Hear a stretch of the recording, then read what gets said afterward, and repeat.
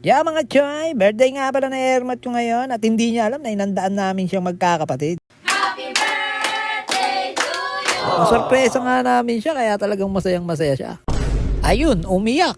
At sa kalagitnaan ng aming pagiging emosyon may isang bisitang dumating. Emosyon kami! Bakit ka papasok? Hayop na eh! Ayoko nga bumiyahe ngayon dahil maulan. Joke lang, birthday nga pala ng aking mahal na ina mga choy. Kaya nagpaalam muna tayong mag-rest day. At nagpaluto ako kay Esme ng spaghetti. Ang bag ko sa handa para sa aking mami. May ilang linggo na nga tayong inaalat sa biyahe mga choy. Kaya wala tayong extra money. Pero bukod sa spaghetti, meron din tayong dadaling takoyaki. Na habang wala pa kaming pwesto ni Esme, dito muna siya nag-online sa bahay. At sa susunod gagawa natin ng video mga choy. Tapos order kayo de-deliver ko kahit saan pang sulok kayo ng Pilipinas Hindi ko ma-deliver kapag malayo kayo sa amin syempre. Shoutout nga pala sa akin mga neighbors na tamang mamam lang ngayong tag-ulan. Habang wala pang pasok banat lang ba? Okay? Okay. At bago pa ako makarating, inabutan na naman tayo ng malakas na ulan. Pambira, buti na lang may dala akong kapote. Kung wala, basa, giatay. At wala pa yung aking inay pagdating ko. Yung pamangking ko nga nakasimangot na dahil nagugutom na raw siya.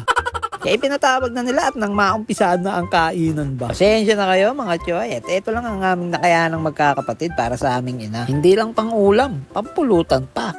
At nag-ready na kami sa pagpasok na Ermat. Hindi niya nga alam mga choy na may munting handa kami para sa kanya. Kaya kahit papaano nasupresa namin siya. Charot niya pala sa mga ka-senior niya na naganda rin para sa kanya. At may pamanikik nga rin kami sa kanya na yung laman aabot hanggang 20 hakbang ng baby. Anong masasabi mo sa birthday mo, ma? Siyempre, masaya. Yun. Hindi lang naman sana. Ang gusto ko magkatipon-tipon tayo. Sana yung At hindi niya na nga napigilan maiyak dahil nami-miss niya na rin yung ibang mga kapatid namin na nasa malayo at busy na rin sa kanilang mga pamilya. Ganun talaga ang mga magulang, emosyonal pagdating sa kanilang mga anak. Kaya hanggat kapiling niyo pa sila, mga choy, araw-arawin yung iparamdam ang pagmamahal niyo sa kanila. Okay? Okay. Pinapunta ko nga pala si Snoopy sa bahay. Kaso wrong timing yung dating niya Dahil nasa kasagsagan kami ng iyakan moment Emosyon kami! Bakit ka papasok? Hayop na eh! Respect ko ng kakain at iinom lang si Snoopy. Kaya nagulat ako at meron siyang dalang regalo. Pero parang hindi maganda yung kutob ko Magsasyaron yan, malamang.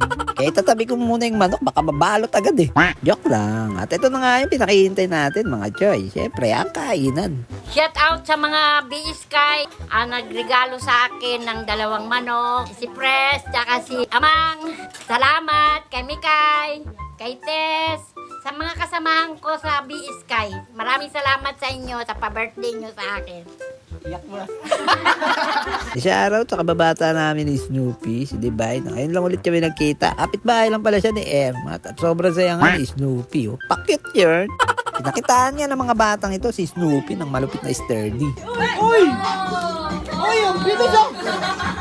Uy! Uy! Kung mapapasabak nga siya sa mga batang ito Pero hindi talaga siya magpapatay kahit sa mga bata Ilalabas at ilalabas niya yung mga natatangi niyang galaw at talento. Mapakanta, sayaw, maraming talento yan si Snoopy. Kaya niya nga maglaho sa inuman kapag ambagan na. So paano mga choy, hanggang dito na lang at sa susunod ulit. Mag-iingat kayo palagi. Woo!